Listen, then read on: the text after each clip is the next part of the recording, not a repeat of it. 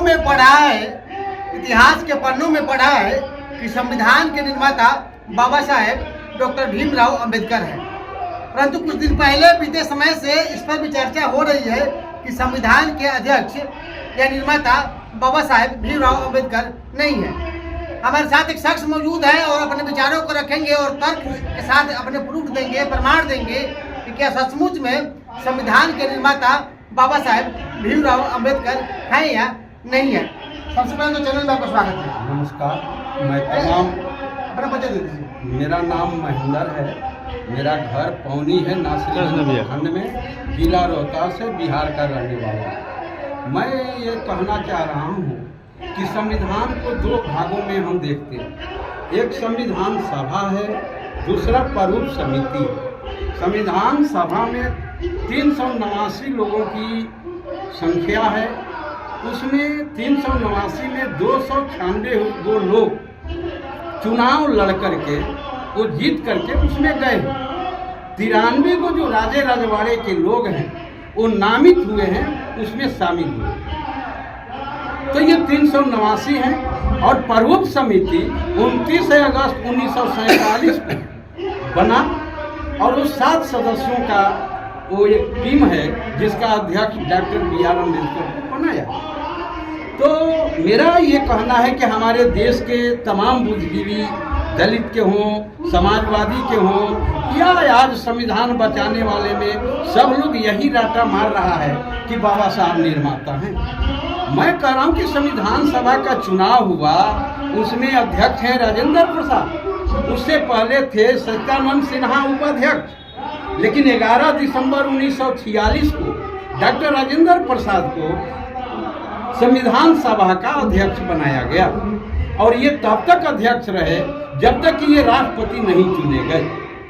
अब सवाल उठता है कि संविधान के बाबा साहब ने जब बनाया तो 1946 के अंदर में जो संविधान है और भारत की जो लोग हैं वो था, जो 90% जिनकी आबादी है वंचित हैं, वो आज भी उनकी दशा में कोई परिवर्तन नहीं है। जबकि बाबा साहब अगर उसको बनाए हुए होते तो इनके दशा में सुधार हुआ होता। परंतु अगर बाबा साहब को ये लोग नाम ले रहे हैं तो 15 मार्च 1947 को जो मेमोरेंडम बाबा साहब ने संविधान सभा को दिए थे तो फिर देने की जरूरत क्या थी। ये जब ऑलराउंडर हुए थे तो इनको संविधान सभा में वो मेमोरेंडम देने की क्या मांग की जरूरत था। ये हमें दर्शाता है कि बाबा साहब के साथ कोई एक साजिश है। बाबा साहब को नामित किया जा रहा है संविधान में जोड़ करके। तो क्या आपको लगता है कि डॉक्टर राजेंद्र प्रसाद संविधान क्या रचयिता है, संविधान को क्या है? संविधान का निर्माता संविधान सभा है, जिसको कि 389 लोगों ने बनाया है। ये संविधान का असली निर्माता संविधान सभा। कोई संगठन होता है, कोई ऑर्गेनाइजर होता है तो उसका तो अध्यक्ष होता है ना। अध्यक्ष तो मैंने आपसे बताया कि पहला एक दिन काम चलाऊं अध्यक्ष सच्चिदानंद सिन्हा बने, लेकिन टिकाऊ होने के लिए 11 दिसंबर 1946 को डॉक्यूमेंट निकाल लीजिए। 11 दिसंबर 1946 को राजेंद्र प्रसाद जी को संविधान सभा का अध्यक्ष मनोनीत किया जाता है। उस समय बाबा साहब को केवल संविधान सभा के मेंबर हैं और बाबा साहब 29 अगस्त 1947 से पहले यानी 28 अगस्त 1947 तक वो संविधान सभा के केवल एक सदस्य हैं। किसी भी वो कमेटी में मेंबर नहीं है, वो संविधान सभा के मेंबर है। और सारा संविधान इस सर्बियन राव के द्वारा ड्राफ्टिंग किया गया और वही ड्राफ्टिंग 29 अगस्त 1947 को बाबा साहब को सौंपा गया कि आप इसके ऊपर टीक लगाइएगा। बाबा साहब प्रारूप समिति का कोई काम नहीं है, यह किताब का शक्ल दे देना है। ये तो विवादित बात हो गई। इतिहास के पन्नों में दर्ज है कि बाबा साहब भीमराव अम्बेडकर विभिन्न देशों को देख करके चुन करके अपने संविधान लिखवाने का काम किए थे। तो ऐसा है कि जब हम आपके सामने में ये बात रख रहे हैं तो 15 अगस्त 1947 को संविधान सभा के अध्यक्ष ने एक अपना संविधान सभा में भाषण दिए थे। उन्होंने कहा था कि जो संविधान हमारा बन रहा है, अब भारत के अंदर में कोई छुआछूत नहीं रहेगा, कोई ऊंच नीच नहीं रहेगा, कोई उत्पीड़न का समस्या नहीं रहेगा, और यहाँ भारत के अंदर में सब खुशहाल होंगे। भारत हमारा चहुमुखी विकास करेगा और दूध की नदियां बहेगी। ये 15 अगस्त 1947 को डॉक्टर राजेंद्र प्रसाद की आवाज है। और यही डॉक्टर राजेंद्र प्रसाद जी जब 26 नवंबर 1949 को भाषण देते हैं, तो वो अपने भाषण में ये कहते हैं कि संविधान सभा में पंडित जवाहरलाल नेहरू जी और सरदार वल्लभ भाई पटेल, इन दोनों आदमी का ही मजबूत नेतृत्व चला है। ये जो चाहे हैं वही हुआ है।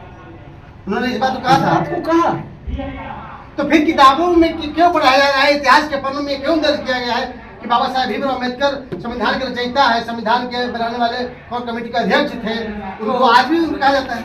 ऐसा है कि साजिश क्यों? ऐसा है कि आप देखेंगे कि जब इस देश में 1952 से चुनाव हो रहा है और यहाँ प्रधानमंत्री, मुख्यमंत्री, तरह तरह के पद वाले लोग हो जाते हैं, इन लोगों का नारा है। जैसे आज वर्तमान में मोदी साहब ने क्या कहा, सबका साथ सबका विकास। भारत के लोगों ने सबका साथ सबका विकास के साथ जुड़ा कि नहीं जुड़ा, लेकिन मिला क्या भारत के लोगों को? उसी तरह पंडित जवाहरलाल नेहरू का, आप पंडित जवाहरलाल नेहरू का 13 दिसंबर 1946 का अगर आप उनकी भाषण को देखेंगे तो उसमें साफ लिखे हैं कि भारत के SC ST OBC माइनॉरिटी को सिर्फ केवल जिंदा रहना है, संरक्षण, जिंदा संरक्षण, केवल संरक्षण देना है, अधिकार नहीं।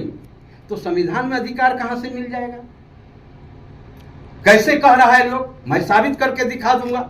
जब कहिए मैं पलट देता हूं। अगर आपको ज्यादा देखना है तो आप गूगल से सर्च कर लीजिए, 13 दिसंबर 1946 पंडित जवाहरलाल नेहरू का स्पीच मांग लीजिए, आपको सारा डॉक्यूमेंट निकल जाएगा। और देखना चाहते हैं तो जो डिबेट की पुस्तकें हैं वो प्रथम पुस्तिका निकाल करके आप पढ़ सकते हैं। तो कहीं आपको ये आरोप नहीं है कि हाथी के दांत दिखाने की और खाने की और संविधान किसी और ने लिखा या उसका नेतृत्व और किया, लिखा कुछ और ने, और दलित महादलित के नाम पर के रख दिया गया बाबा साहेब भीमराव, कोई इसका विरोध न करे? ऐसा है कि ये देश हमारा 1947 में आज़ाद नहीं हुआ है। ये रहमो करम है जो ये सत्ता हस्तांतरण हुआ है, ये आज़ाद नहीं है। हमारे कृपलानी साहब ने कहा, हसरत मोहानी ने कहा है कि ये संघर्ष के द्वारा नहीं तुम आज़ादी लिए हो। ये डॉक्यूमेंट है उनका 4 नवंबर 1948 का, पढ़ लीजिए, तीसरे बुक में होगा ये डिबेट की। मैं ये कह रहा हूँ कि लोग क्या कहता है, वर्तमान क्या है? क्या इस देश के अंदर में गरीबी खत्म हो गई? क्या इस देश के अंदर में गरीबों को रहने का घर है?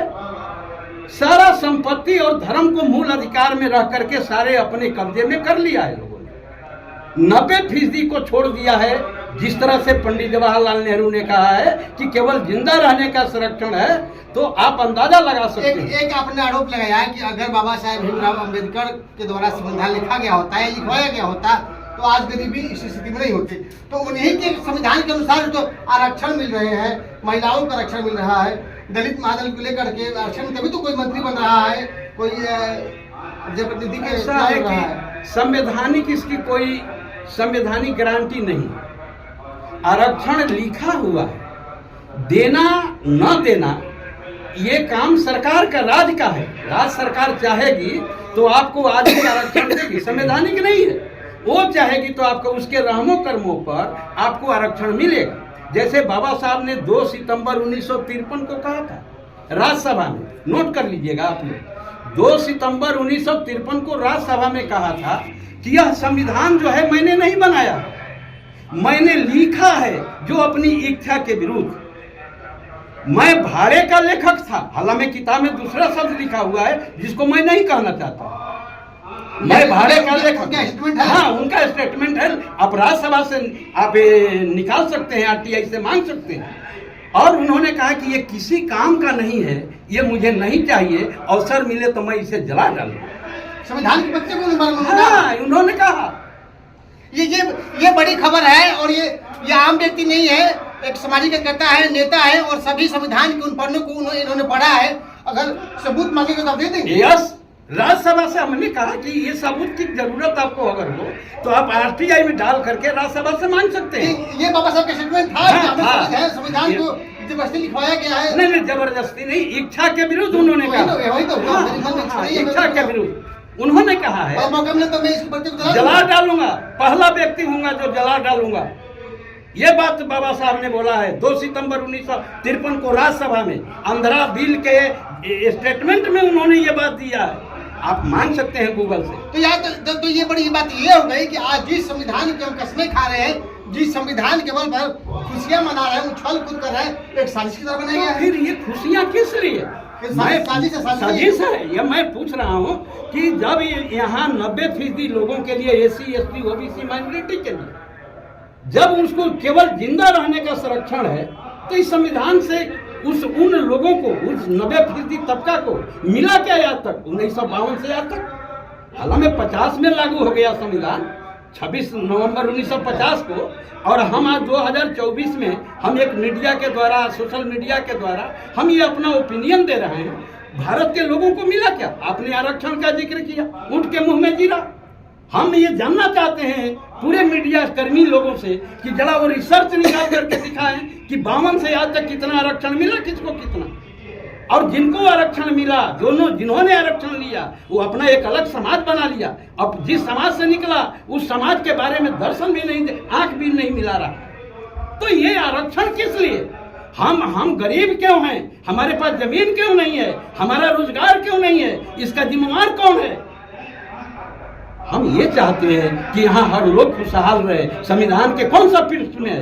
ये जो मौलिक अधिकार है, बाबा साहब ने 17 दिसंबर को ही कहा था कि ये जो पंडित जवाहरलाल नेहरू जी का जो स्पीच है, ये शब्दों का शब्दजाल है, ये मौलिक अधिकार नहीं है, ये राज्य के कानून है। ये बाबा साहब ने कहा। इसको मैं जब चाहिएगा मैं आपको जहाँ कहिएगा वहाँ पेश कर सकता हूँ।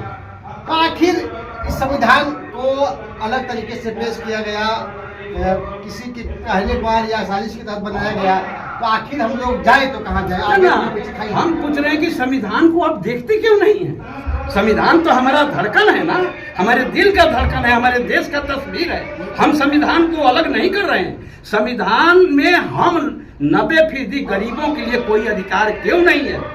अगर जब तक 90% संविधान को पढ़ेगा नहीं, तो देखा नहीं, पढ़ने का तो बातें दूर है। यहाँ 99.9% गरीब तो संविधान देखे नहीं है। सही बात है। तो जब वो पढ़ेंगे कहाँ से? कोई पढ़ाई दिया तो सवाल है कि इसको सिलेबस में क्यों नहीं रखा गया?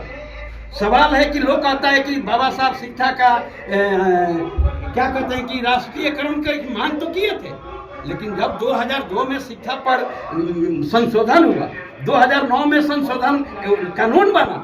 आप देखिए 2010 से किसी भी गांव में किसी भी जाति के खाते पीते परिवार के बच्चे सरकारी स्कूल में पढ़ते हैं। ये दोहरी भेदभाव, संवैधानिक भेदभाव है कि नहीं है? सब प्राइवेट में भेज रहा है लोग। देखिए, नजर उठा करके देखिए कि खाते पीते परिवार किसी भी जाति का हो, वो अपना बच्चे को प्राइवेट स्कूल में दाखिला ले रहा है। कहाँ? और वो भी सुन लीजिए, 6 बरस से 14 बरस के लिए कानून बना है। अगर वो बच्चा 15 बरस का हो जाएगा तो कहाँ पढ़ेगा? किस स्कूल में पढ़ेगा?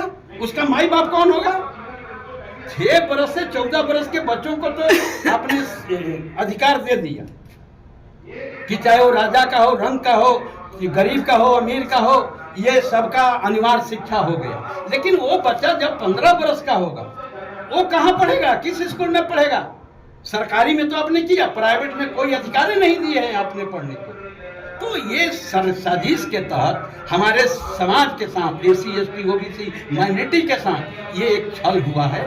हम इसको छल मानते हैं। और हमारे इसमें जितने नेता हैं, चाहे वो किसी भी संगठन को चलाते हो, किसी भी पार्लियामेंट के मेंबर हो, इनके क्या आंख में ये शब्द नहीं दिखाई दे रही, ये तस्वीर नहीं दिखाई दे रहा? हमारा सबसे बड़ा दुश्मन अगर कोई है तो ब्राह्मणवाद भी इसी समाज में घुसा हुआ है।